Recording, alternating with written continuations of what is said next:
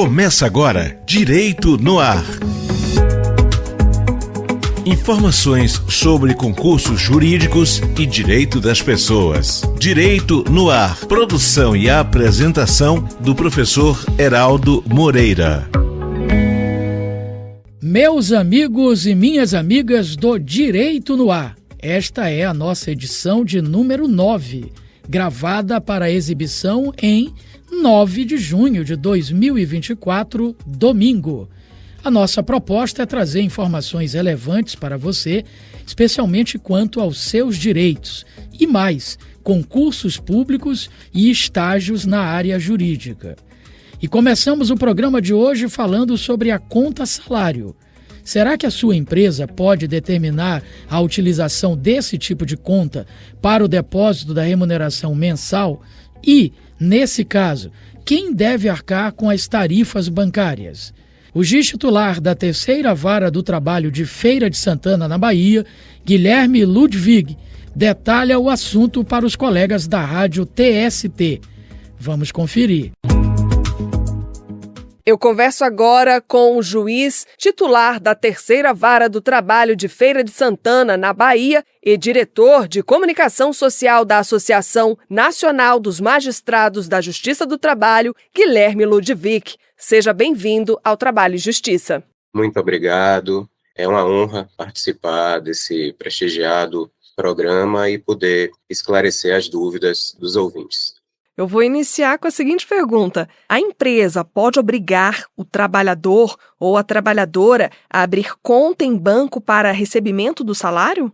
É uma interessante pergunta. Veja bem, Michele, o que é que diz a CLT? No parágrafo único do artigo 464, diz que pode ser aberta uma conta bancária para o fim de pagamento do salário em nome de cada empregado, com consentimento deste, em estabelecimento de crédito próximo ao local de trabalho. E, em paralelo, a gente também tem uma resolução do Bacen que trata da matéria, que é a 5.058. Então, assim, o empregador ele não pode obrigar o trabalhador a abrir conta em banco para recebimento do salário. Agora, se ele, empregador, opta por efetuar o pagamento por meio de depósito bancário, então ele deve abrir uma conta salário, que, na verdade, é um serviço bancário, é uma conta de registro, mas que no gosto popular a gente chama de conta salário. Então, respondendo, o empregado não está obrigado a pagar para acessar o seu salário, o que inclui os custos e as tarifas relativas à abertura de uma conta corrente, certo? Respondendo objetivamente, não. E no caso, assim, qualquer pessoa, então, pode abrir uma conta salário? Apenas o empregador pode abrir e encerrar essa conta salário, né? Essa é a conta de registro. E o titular da conta salário, inclusive, é o empregador, porque isto é uma prestação de serviço bancário firmado por um contrato assinado entre o empregador e a instituição financeira. A conta salário é aberta pelo empregador sem qualquer ônus para o empregado. Aí ele vai poder sacar o dinheiro no caixa, com cartão magnético, vai poder pedir uma transferência dos salários para a conta corrente da preferência dele, mas apenas o empregador pode abrir e encerrar essa conta salário se ele optar por esse tipo de pagamento, né? Porque ele pode efetuar o pagamento por dinheiro em espécie, por exemplo. Certo. O próprio trabalhador ou trabalhadora pode também indicar: olha, empresa, eu já tenho uma conta no banco X, se puder depositar nessa conta é melhor. Isso pode ocorrer? Se a empresa opta pela conta salário, o empregado ele tem o direito a que o dinheiro seja imediatamente transferido para uma conta de sua titularidade, se ele tiver uma conta. Aí ele tem que requerer que haja essa transferência. E a transferência é feita de forma imediata, sem qualquer custo. E podem ser cobradas tarifas pela utilização da conta salário? Jamais. Não podem ser cobradas tarifas ao empregado, porque ele não é obrigado a pagar nada para receber o salário. Agora, como se trata de um serviço contratado pela empresa, um serviço bancário, né, tarifas vão ser cobradas, sim, do próprio empregador, que é ele o contratante. E se o empregado ele perceber ali que teve algum valor descontado referente a tarifas, nesse caso ele tem que comunicar à empregadora? Exatamente. Ele tem que exigir que seja reparada essa eventual cobrança. Mas a conta salário, ela é regulada pelo Bacen, é bem difícil acontecer algum tipo de cobrança dessa natureza na conta salário. E a conta salário, ela pode ser penhorada, magistrado? O que é que diz o CPC, né? O CPC diz que são impenhoráveis os salários e em seguida, né, no mesmo dispositivo, ele cria uma exceção, pagamento de prestação alimentícia, aí pode haver a penhora, ou para as importâncias excedentes a 50 salários mínimos mensais. Então, se hoje o salário mínimo é R$ 1.412, vamos trabalhar aí com quantias superiores a R$ 70 mil, 70 mil e uma fração. Então, nesse caso, é possível a penhora de salários, tanto para pagamento de prestação alimentícia, que aí são bens jurídicos da mesma natureza, quanto nesses casos que o valor é muito superior a um salário mínimo, 50 salário mínimo. Empresas podem fazer o pagamento do salário via Pix? Veja bem, não há óbice ao pagamento do salário via Pix. Agora, o empregado, ele não pode ser obrigado a obter uma chave Pix para esse fim, né? Se ele não quiser, aí a empresa vai ter que efetuar o pagamento ou pela conta salário ou pelo pagamento em espécie mesmo, né? Então, há óbice ao pagamento via Pix? Não há óbice ao pagamento. Agora, o que o empregado não pode é ser obrigado a obter a chave Pix. A empresa deve esclarecer ao empregado ou à trabalhadora essa forma de pagamento salarial? Por exemplo, esse mês a empresa paga no Pix, aí mês que vem ela deposita, aí o funcionário ele sempre fica ali naquela dúvida de como vai ser o pagamento. Esse tipo de coisa acontece? Olha, se a empresa opta pela conta salário, ela fica vinculada a esse pagamento na conta salário. Agora, se ela paga, vamos supor, em espécie, e pretende fazer uma alteração para começar a pagar por Pix, né? Aí, evidentemente, isso tem que ser comunicado ao empregado e o ideal é que isso seja feito de uma forma constante e sucessiva, para o empregado não ficar sobressaltado a mês, se o pagamento vai ser feito em espécie, se vai ser feito por Pix em sua conta corrente. Então, o ideal é que haja uma constância e, obviamente, que isso seja devidamente informado ao empregado. Quem define a forma como o pagamento do salário vai ser executado é o empregador. Isso é uma prerrogativa dele. É um tema recorrente, magistrado? O tema da penhora em conta salário é um tema recorrente na Justiça, a penhora. Agora, a forma do pagamento, o que pode, às vezes, se verificar é o atraso no pagamento, mas ainda depende da forma contratada, né? Se foi em espécie, se foi em depósito. E aí, dependendo da situação, esse atraso pode ter consequências graves contra o empregador. No limite, pode ensejar até uma rescisão indireta do contrato, que é algo bastante grave.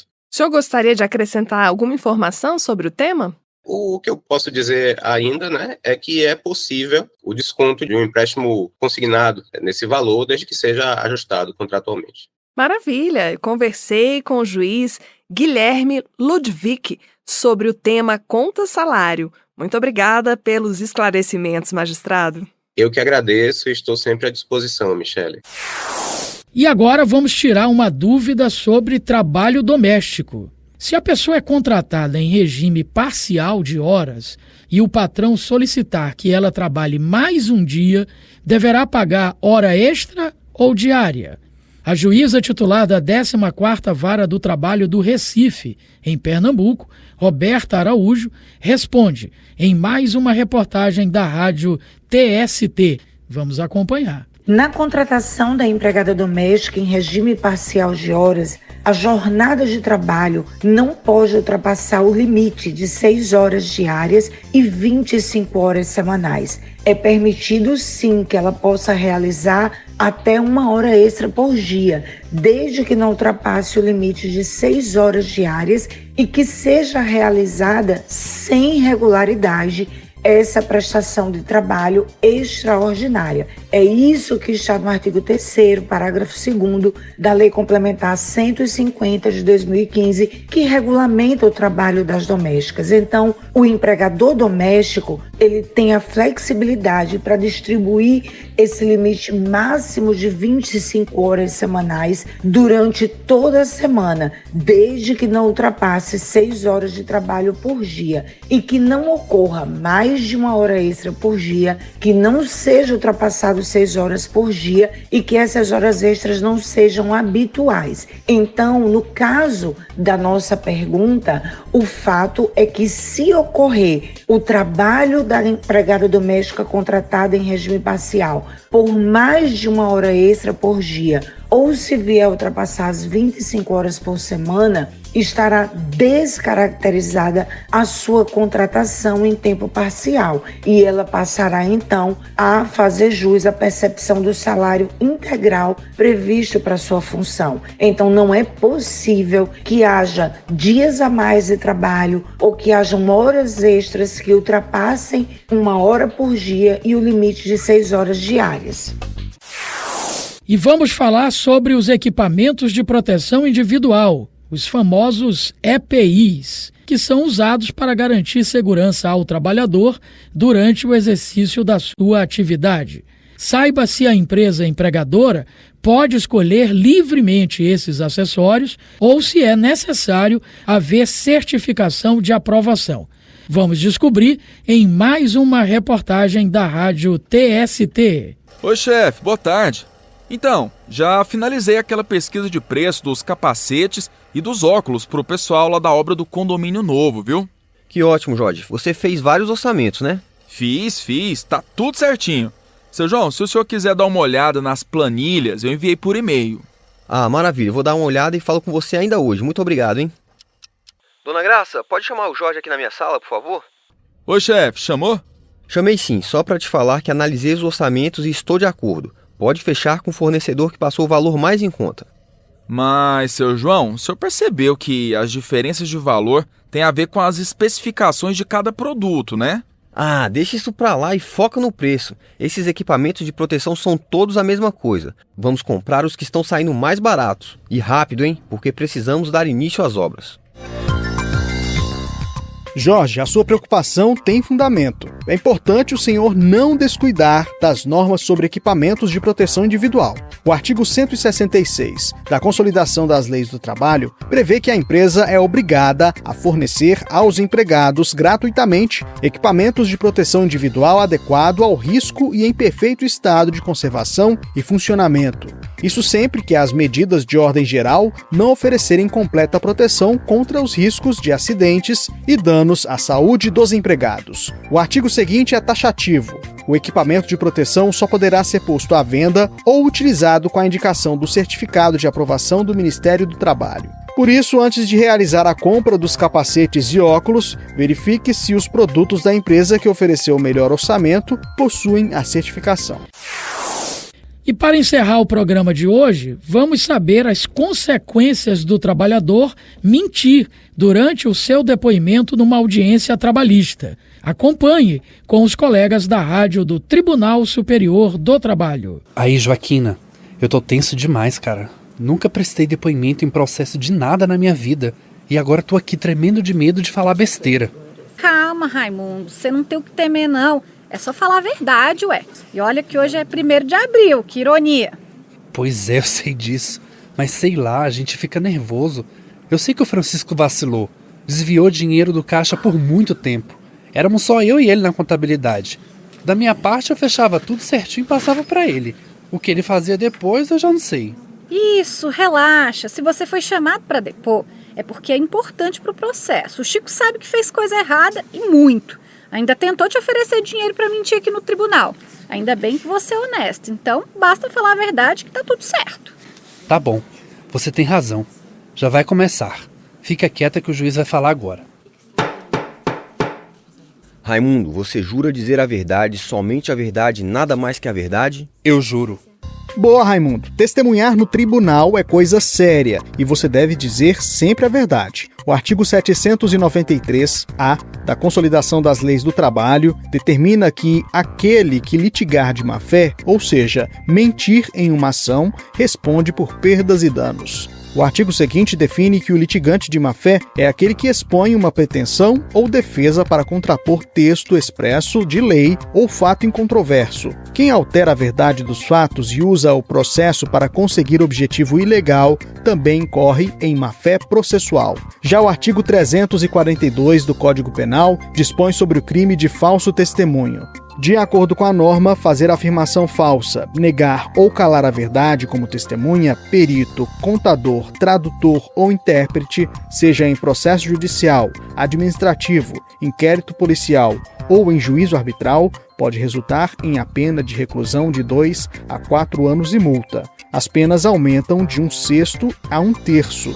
Se o crime for praticado mediante suborno ou se cometido com o fim de obter prova destinada a produzir efeito em processo penal, ou em processo civil em que for parte a entidade da administração pública direta ou indireta. O fato deixa de ser punível se antes da sentença no processo em que ocorreu o ilícito, o agente se retrata ou declara a verdade. Muito grato por sua audiência. A edição foi de Felipe Alves e Mariano Rosa. Siga com a nossa programação e até o próximo Direito no Ar.